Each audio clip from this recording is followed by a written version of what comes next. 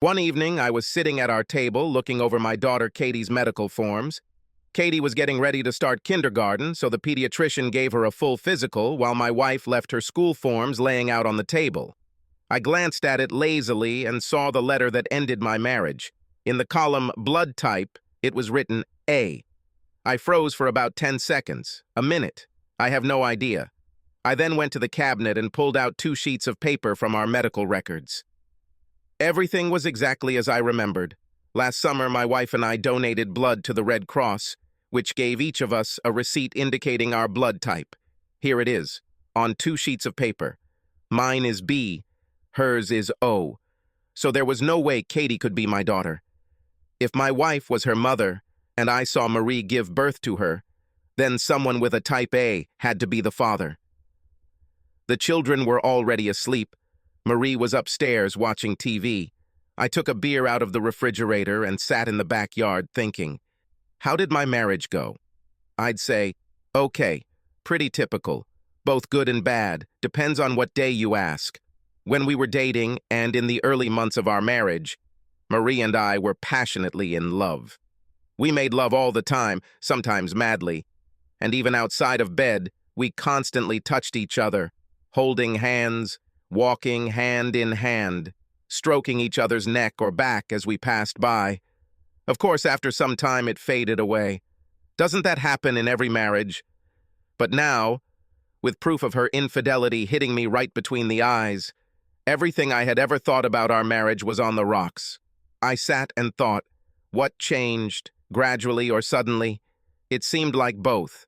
The slowdown in our sex life was gradual for a while. But about 6 years ago, a few months before Katie was conceived, there were a few strange months. Marie, my open and loving wife, was acting very strange. One evening, she returned from work quite late, briefly allowed me to kiss her tenderly, immediately went to the shower, and avoided me for the rest of the evening. The next morning was just as cold and unceremonious. But that night she became completely different. She came home early, cooked a special dinner, put me to bed early, and lovingly had sex with me with an eagerness and passion that I thought we had lost. We hugged happily before going to bed, and Marie told me how much she loved me. Several more times this week we had passionate sex. Then the cold night soon happened again. She returned late from work, didn't say a word to me, and quickly took a shower. For the next 2 months I hardly knew who I married. Marie was passionate and loving. Marie was cold. Marie was attentive. Marie was distant and preoccupied. Marie was patient, Marie was obnoxious and hot-tempered. I asked her several times if anything had happened, if something between us was bothering her, if there were problems at work, but the only response I received was, I don't know, Bill. I'm probably just a little nervous. Sorry. When things finally got back to normal after 3 months or so, it was much less pleasant than at the beginning of our marriage. Marie became less moody, but she was almost never sweet and loving anymore, and her interest in sex seemed to disappear. We made love no more than once a week, sometimes no more than once every 2 weeks, and only when I asked, quite firmly, any gentle request, such as, perhaps we could fool around tonight, was met with sharp refusal. I had to seriously point out how long it had been since we did this. Marie would then have sex with me, but in a way that would make it clear that she was just doing me a favor.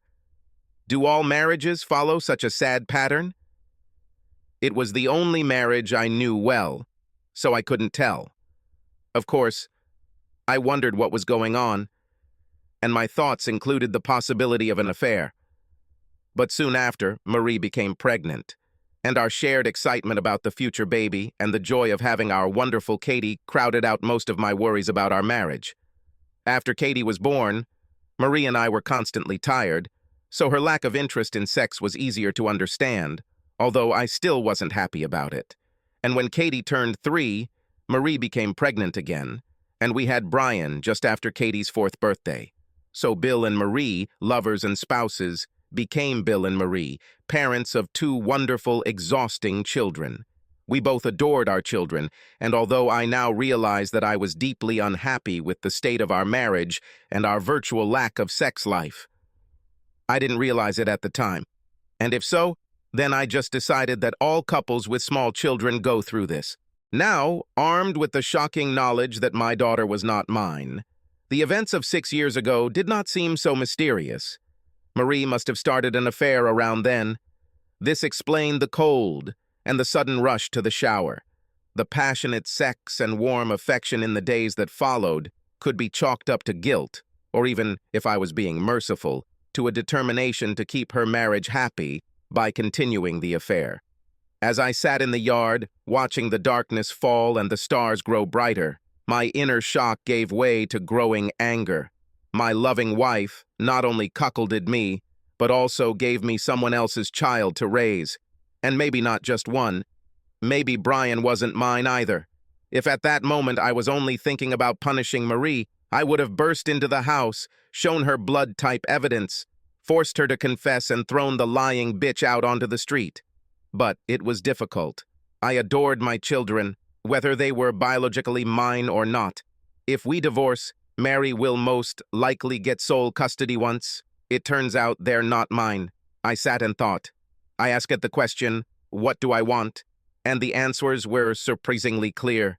First, I want to know exactly what Marie did. Was it a short novel?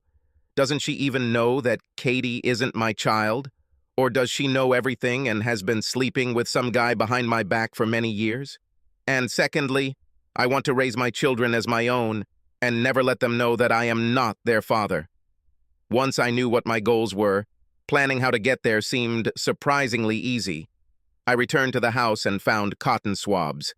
Entering each of the children's rooms, I carefully took a swab from the inside of each of their cheeks, without waking them, and wrapped each one separately. I gave Katie a 2 and Brian a 3. Then he went down to the kitchen, put a tampon on his cheek, and marked it with 1. I had a friend who worked in a chemistry lab at a university, and I arranged for him to test the DNA for me. This was the first step, the beginning of collecting information.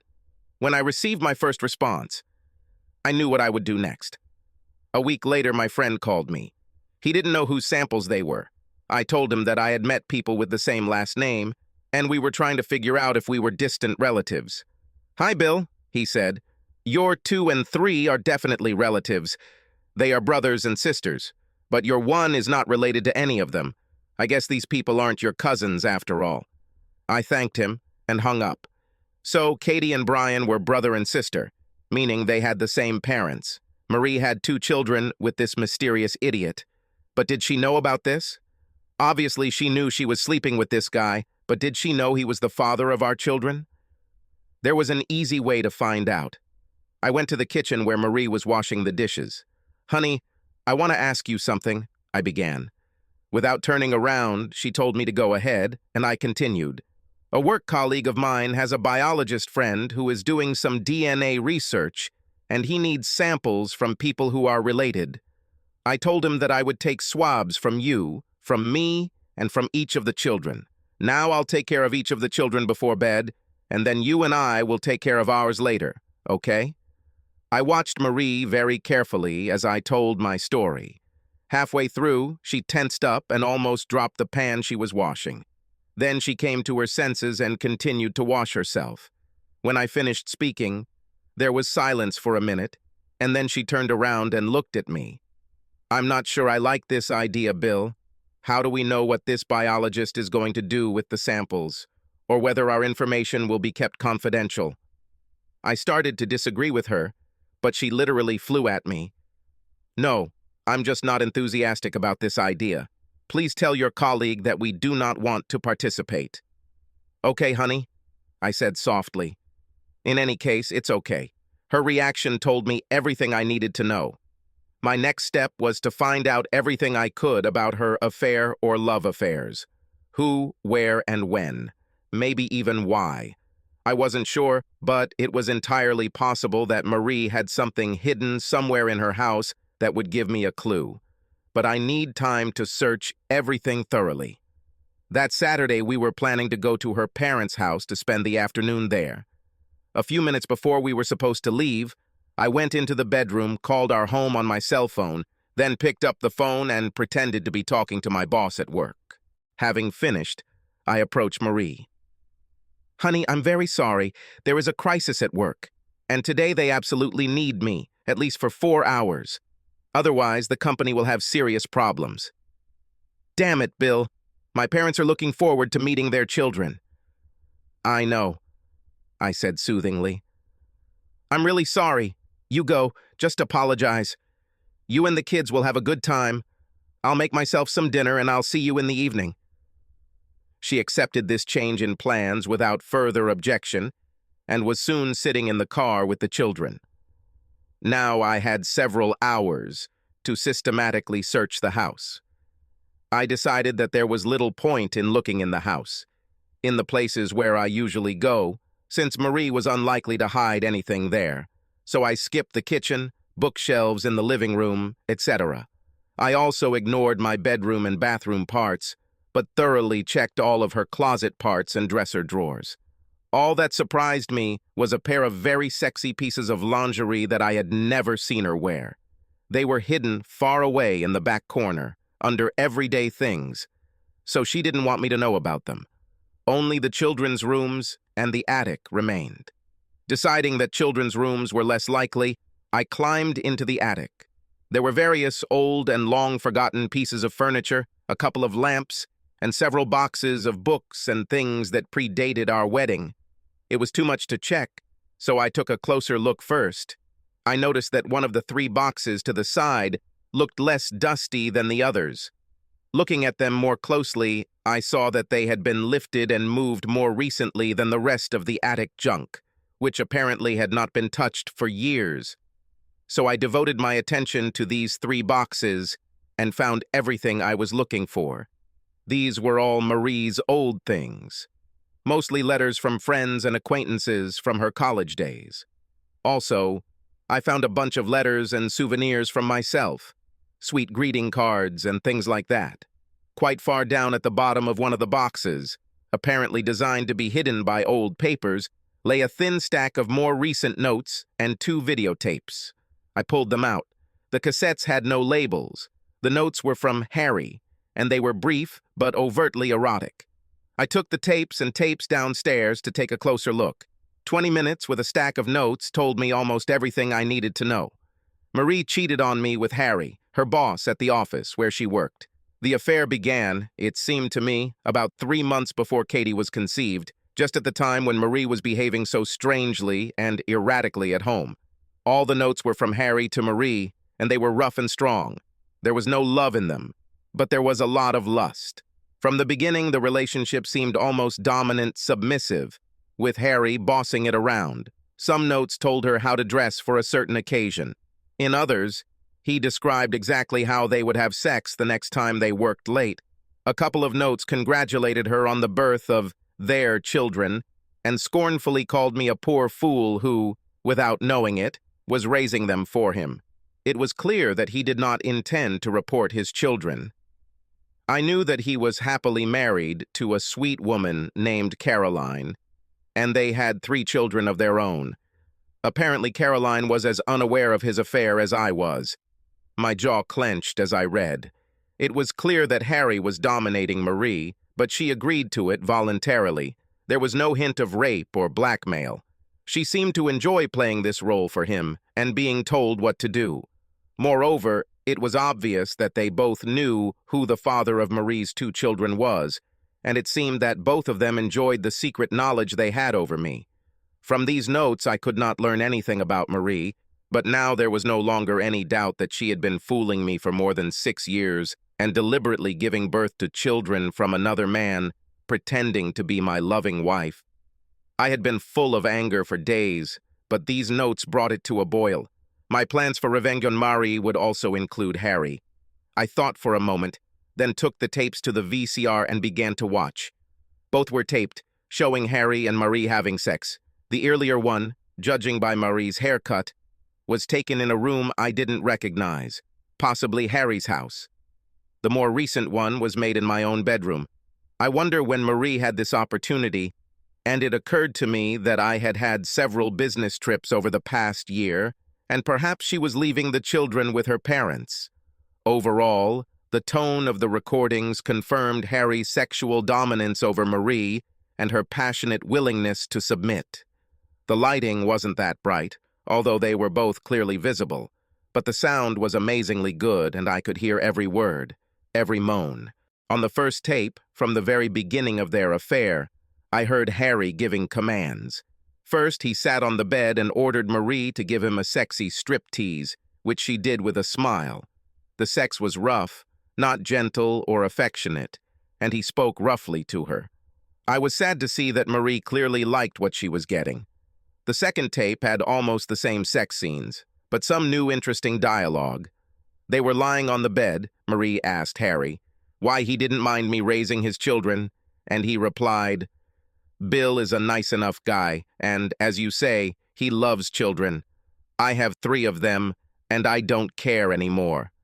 Then to worry. "If it weren't for that," he continued, "I would just tell you to leave him. What is he good for besides changing diapers?" "It's not fair, Harry," Marie said. "Bill is a good and sweet person. He truly loved me and was a great provider for me and the children. And that's why you let me have fun with you all these years, right?" She smiled at him and lightly hit him on the arm. "You've never been as gentle and kind to me as Bill, and that's probably why I like you so much. Yes, baby, I treat you the way you want. Now let's get on with it before I have to leave." After finishing watching both films, I sat down and thought, how arrogant they both are.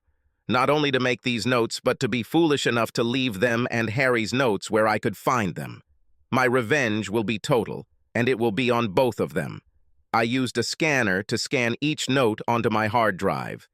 Then, using some fancy software I borrowed from work for a project I did last summer, I converted each of the videotapes into a digital file on my hard drive so I could come back to them later to edit them.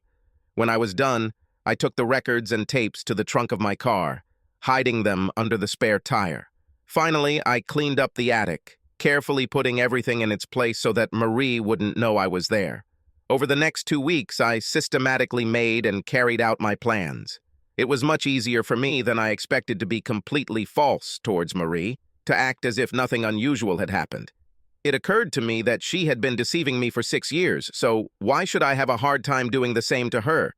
So I was sweet and loving, took care of the children, was affectionate with Marie as before, and even asked her for sex a couple of times. But I tried to do it carefully so that it would be easier for her to tell me no. I really had no desire to touch her ever again. An important day in Marie's life was approaching. She has been elected as the new president of the Key Society, an important charity in our city, and will officially take office at a luncheon where she will give a speech outlining the charity's plans for the coming year. Marie served on the Key Society board for 3 years and was greatly honored to be named president. She was nervous about her presentation and asked me to help make the PowerPoint portion she planned to use. This was my golden opportunity. For a week or so, I worked with her every evening, letting her show me her slides and other materials and organize them into a smooth presentation. She practiced this several times in the month leading up to her big night, and it always went well. At the same time, I made my own completely different PowerPoint presentation, and it was ready to replace it. The night before dinner, I deleted Marie's file and put mine in its place. I also added a lock so that once the file starts running, she can't disable it. All I had to do was make sure that Mary had invited Harry and his wife to dinner. I casually asked her. Yes, she said they would be there. On that big night, I was as excited as Marie, although for different reasons.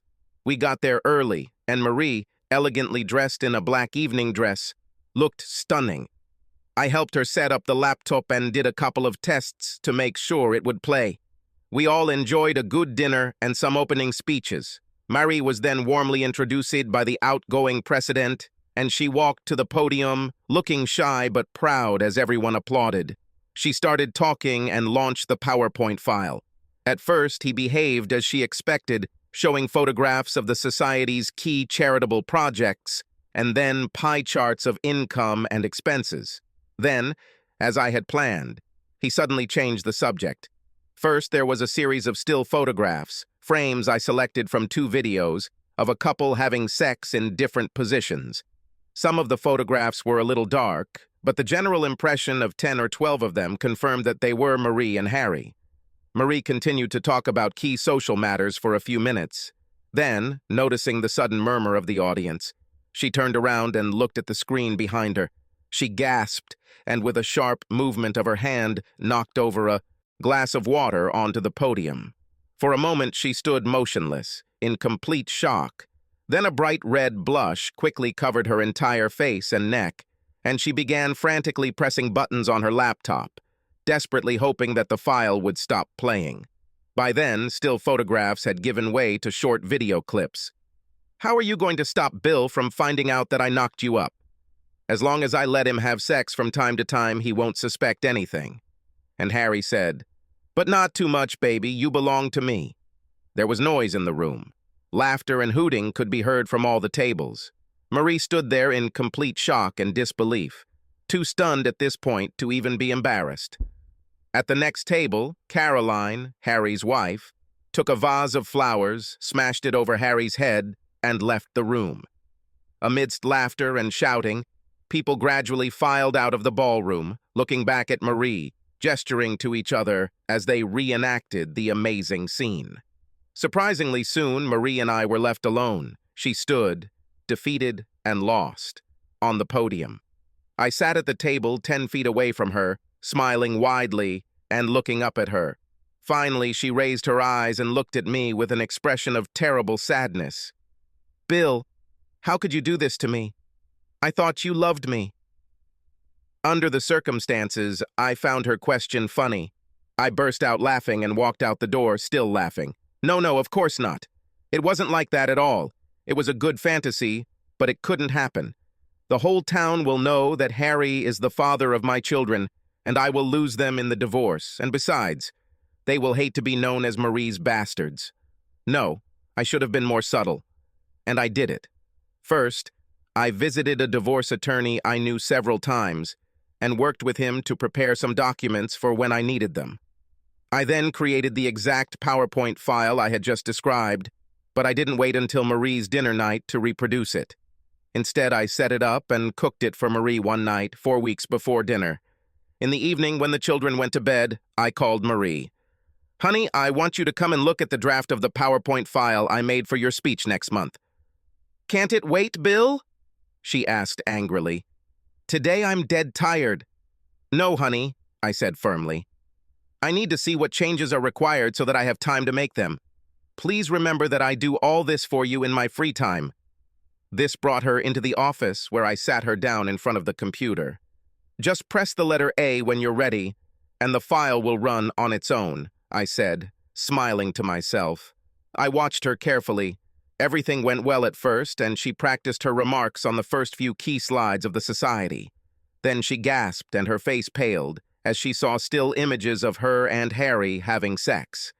She turned to me, mouth wide open, but didn't make a sound. I just looked at her, expressionless. Then came video clips of them talking about how he was the father of her children and kept me in the dark. And more sex scenes. By this time, Marie was desperately trying to stop the file, but I blocked it. Then the screen went dark. All this took about 2 minutes. Marie sat limp in the chair, head down. She couldn't bring herself to look at me. I quietly enjoyed every moment of her suffering. She finally spoke, raising her head to look at me. In 5 minutes, she aged 20 years. "Bill, I don't... Oh, Bill, I'm so sorry."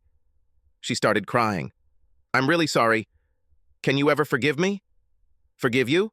I asked coldly. "For what?" "Well, let's see.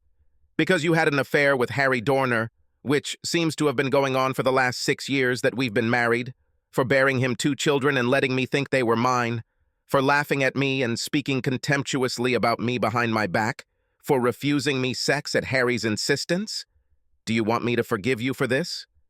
Now she was sobbing even more. "Bill, I don't love him. You are the person I love, the person I have always loved." My anger was cold, restrained. I didn't say anything, but I thought, "No, Marie, this is bullshit. You love our life together. You like how I do everything for you, how I take care of the children, But you don't love me. No woman can love her husband and behave behind his back the way you do. I sat back and let her cry. I was very pleased to see this, and I did not say a word during the 20 minutes it took her to cry. Finally, she sobbed several times. She wiped her face with her hands and looked at me. "What are you going to do, Bill? Are you going to divorce me?" "No, Marie, I won't do that." I lied. I care too much about Katie and Brian, even if they are other people's children. I let the words hang in the air for a moment, then continued. But here, everything will be completely different, you can be sure. Let's start right now. Call that asshole Harry, and tell him to be here in 15 minutes. She looked at me in horror. "But I can't do this. He's at home with his wife and children. He will not come." I smiled.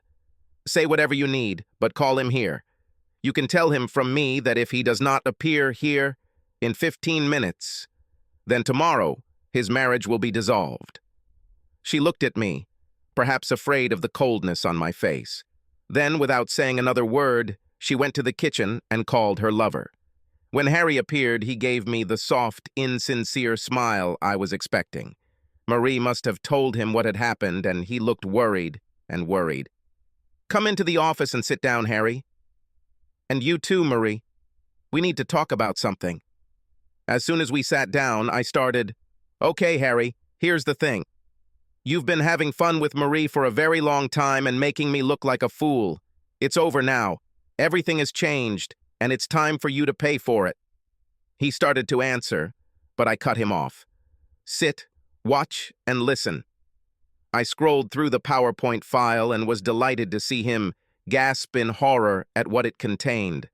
When the file stopped, there was a long, surprising silence. I think I liked it more than they did. "Now, you will do what I tell you, exactly what I tell you, or your happy marriage to Caroline will end suddenly and publicly. Understood? Don't say a word. Just nod your head." He nodded reluctantly, looking angry. "Fine. Now listen to me and keep your mouth shut. I have a number of documents that you need to sign. I will give them to you one by one. You may want your lawyer to look at them, so I'm giving you 48 hours to return them to me signed. Or Caroline will be invited to a short video viewing. The first basically says that you acknowledge that you are the biological father of Katie and Brian, and that you agree to pay child support for them until they turn 21, plus a lump sum for college. The amounts are listed right here. $10,000 per child per year, plus $100,000 per child in the fall of their first year of college. The money will be placed in a trust fund, of which I am the sole trustee, and I am authorized to use it as I see fit for the needs of the two children." Harry jumped out of his chair in anger. "Listen, Bill, this is complete absurdity. I have no intentions." I pushed him back into the chair. "Shut the fuck up, Harry. You have money and we both know it very well. This is not your show anymore. It's mine and you have no choice. Now shut up until I tell you that you can talk." I saw Marie looking at me from across the room with some kind of horror on her face. This was a side of her loving husband that she had never seen before.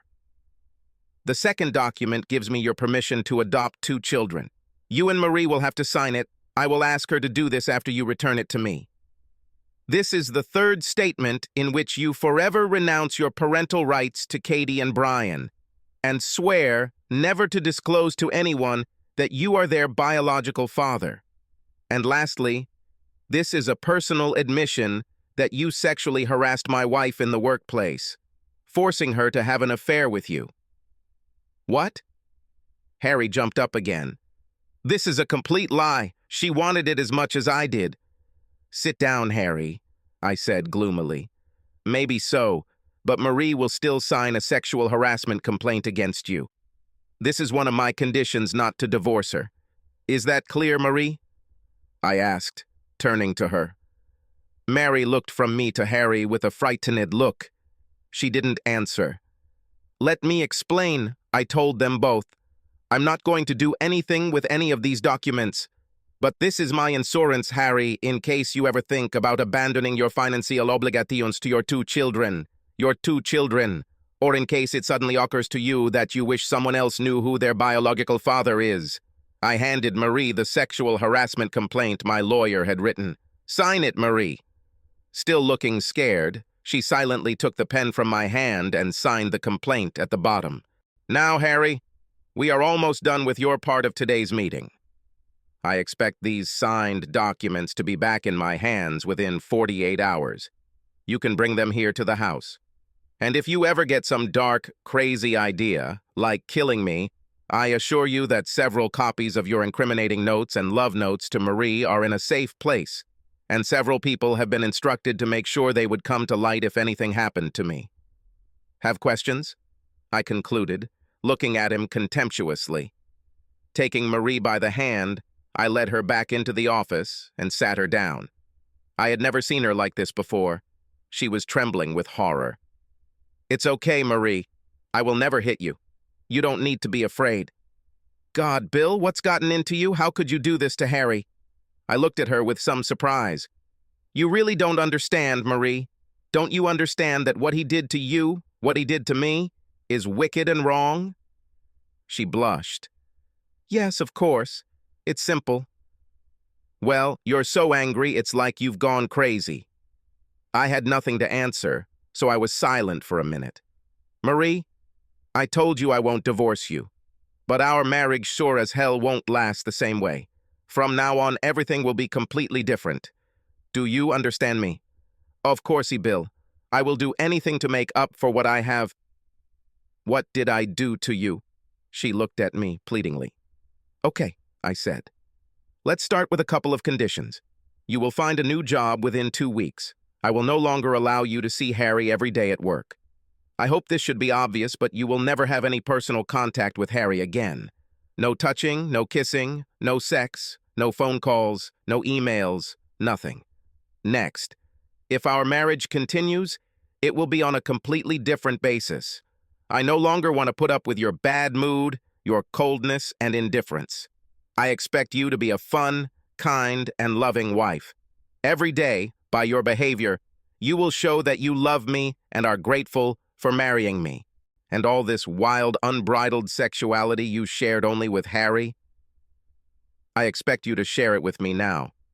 I look forward to seeing you in the sexy lingerie I've never seen you wear, the one hidden in the back of your drawer. I looked at her meaningfully, and she lowered her eyes in shame. And I expect you to be ready and willing and eager when I want to have sex. If you really love me, Marie, you have a hell of a lot of lost time to make up for. She walked across the room and knelt at my feet, wrapping her arms tightly around my legs and looking at me. I love you, Bill, more than I can express, and I'll show you how hard, I promise.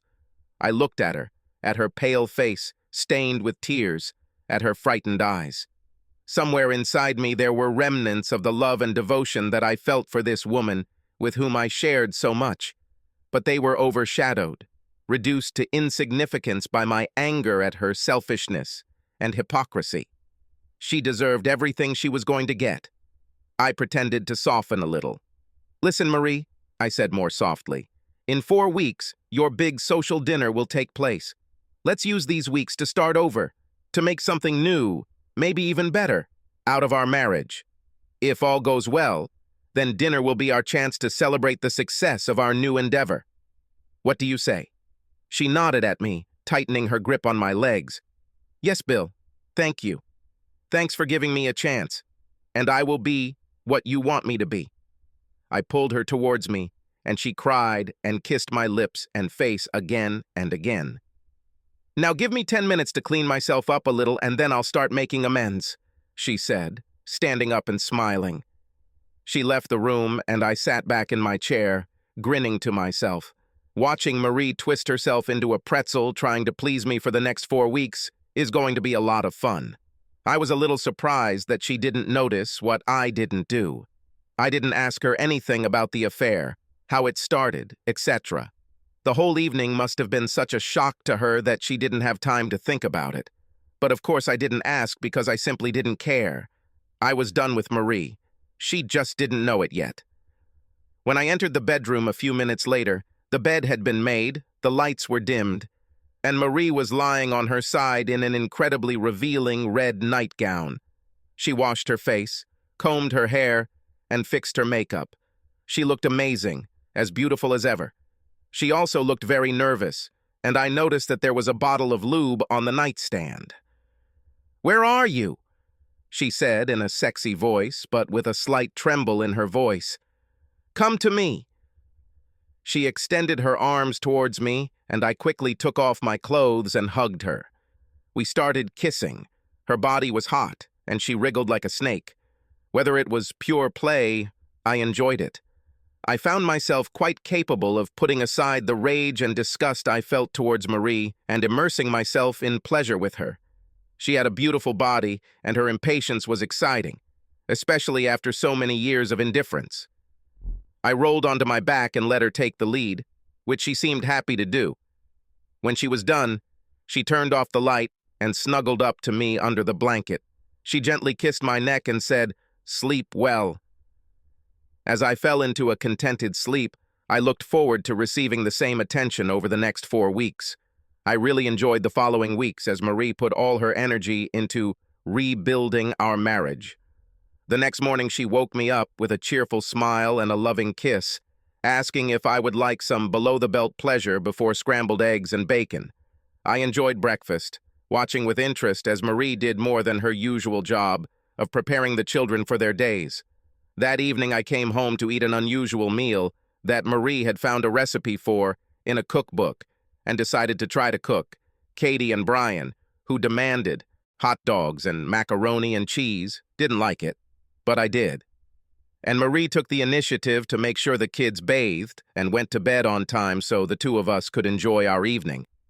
Our nightly romp in the bedroom was a pleasant change from the previous night.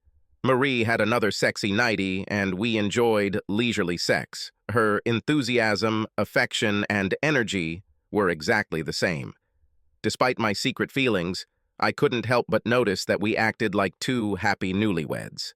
Day after day, Marie's loving attention did not wane. She was cheerful and helpful in the mornings and with the children and Tigress in the bedroom.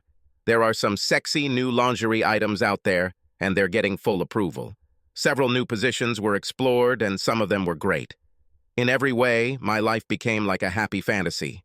Except, of course, that I no longer trusted my wife one iota, that beneath my happy submission to her attentions I was filled with rage, and that I was only pretending to share her loving feelings.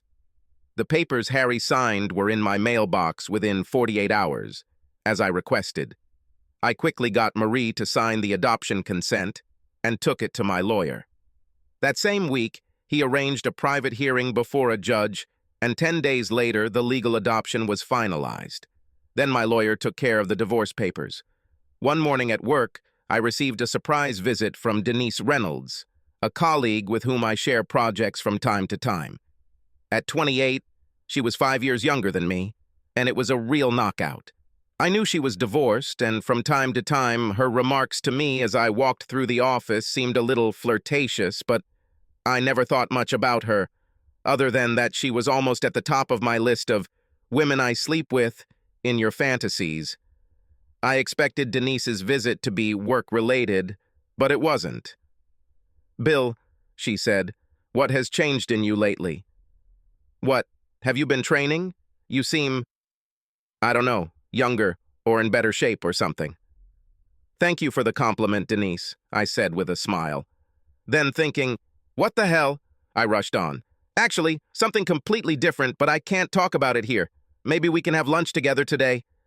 "Sounds great," she replied. We went to the salad bar, then took our lunches to a table in the park and enjoyed the sun while we ate. "The difference in me that you noticed is probably that my marriage is in terrible shape." She looked puzzled. "And that makes you look better? Explain, please." I gave her a carefully edited version of the story. "A couple of weeks ago, I found out that my wife was cheating on me with a guy from work. This has been going on for a very long time. I gave him some gentle lessons to get him to leave her alone, and since then she has been doing everything she can to make it up to me. I'll tell you a secret, Denise. Marie thinks she can get me back, but I've already decided that in a few weeks I won't be with her. I can't live with a woman who betrayed me like that. In the meantime, she treats me like a king both in and out of the bedroom. That's the difference you noticed today. She looked at me appraisingly. I'm impressed that you're doing so well. When I found out my ex was cheating on me, I almost fell apart. It took several months before I regained my peace of mind. I'm very sorry, I said. I didn't know you went through this. But at the moment, I have taken control of my situation. It will develop the way I want, not someone else. This makes me feel much better. Saying, "What the hell" to myself again, I added, one of the nice things about my situation is that even though I'm not officially single yet, I know I will be soon. So I don't have to restrain myself from expressing my admiration for the very nice lady sitting with me in the park today.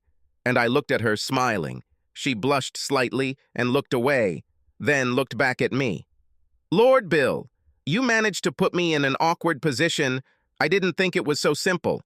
Sorry, Denise, but you are so beautiful and so funny.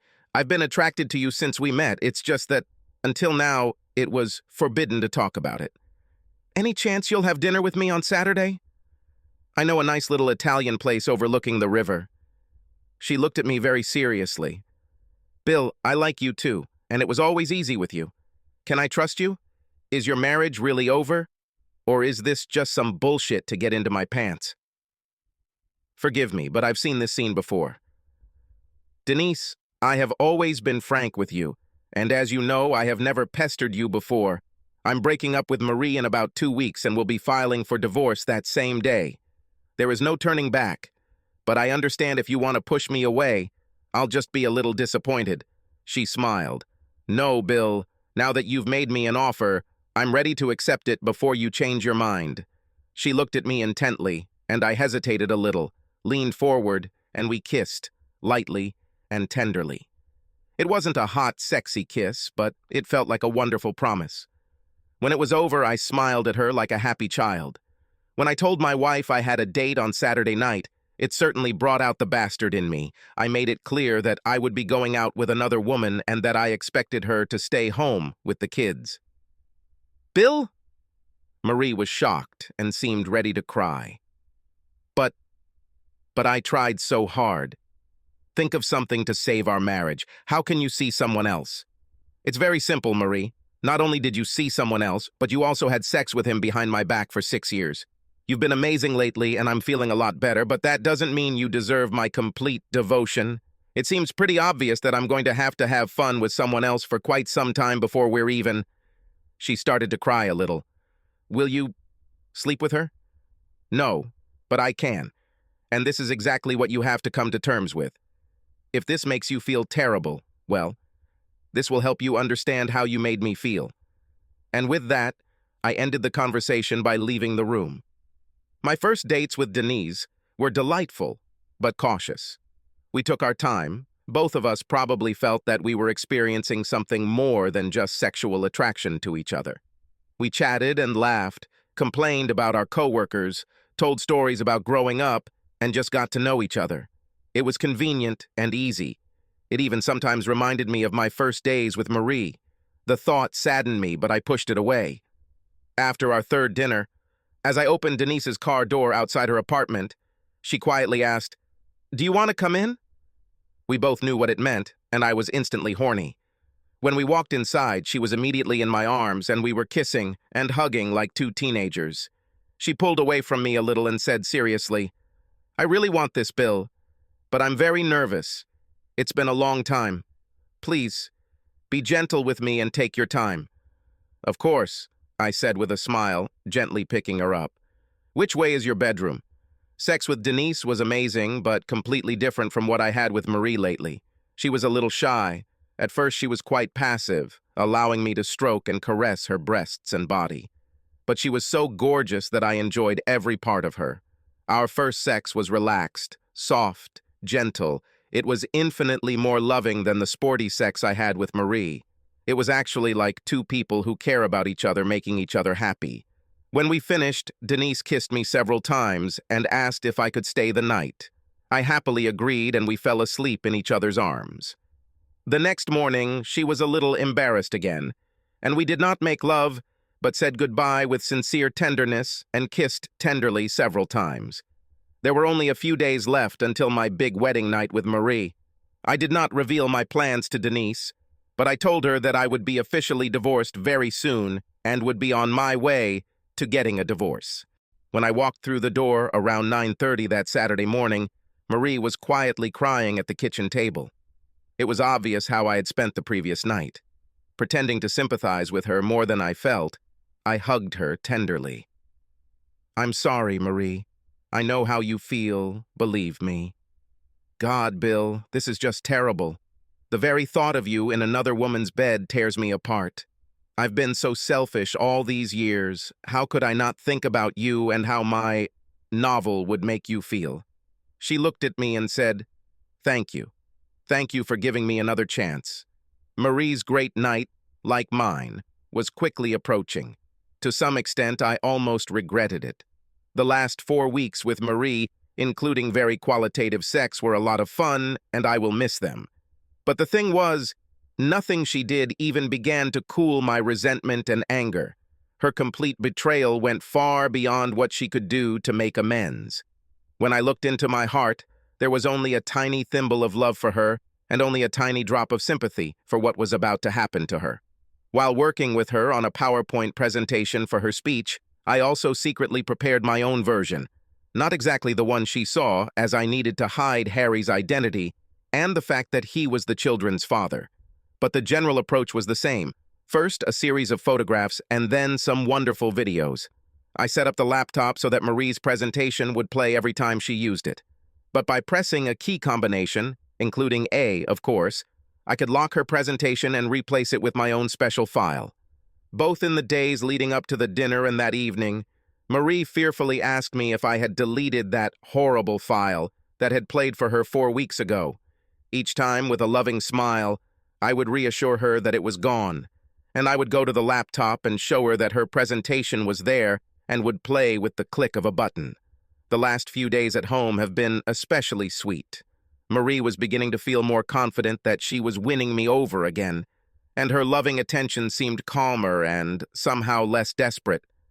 At the same time, the pain she felt when I spent the whole night with Denise made her rise even higher in our bed. Knowing that this was all about to end, I enjoyed every moment.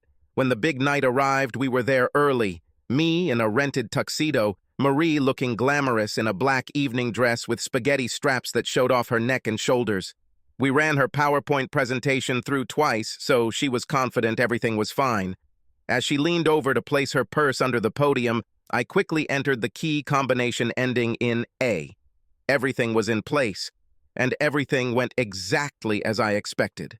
We had a good dinner, chatting amicably with our friends around the table. There were a few dull greetings. Then Marie was warmly introduced by the outgoing president, and she nervously walked to the podium to the sound of general applause. According to my watch, her excitement and happiness lasted exactly 54 seconds.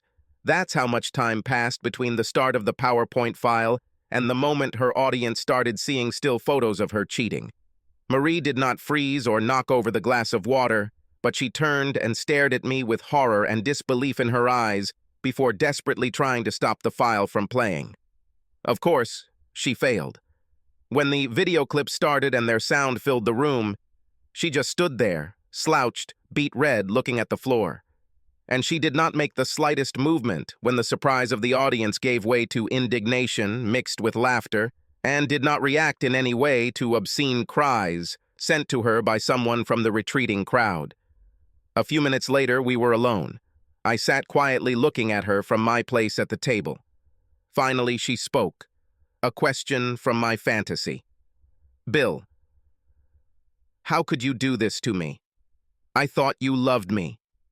"Yes, Marie," I answered her. "Over the past few weeks, I have loved you just as much as you loved me 6 years before." I walked up to the podium and placed several folded sheets of paper in her hand. "I'm divorcing you. Consider yourself served. If you stay in town, you'll get joint custody of Katie and Brian. Otherwise, I'll fight you for full custody, and you know I'll win." Having almost reached the door, I heard her scream in anger and pain. "But you said you wouldn't divorce me. You said we could try to figure it out." I turned around and looked at her. Yes, Marie, I said so. I guess after all these years of you lying to me, I lied to myself. 4-5.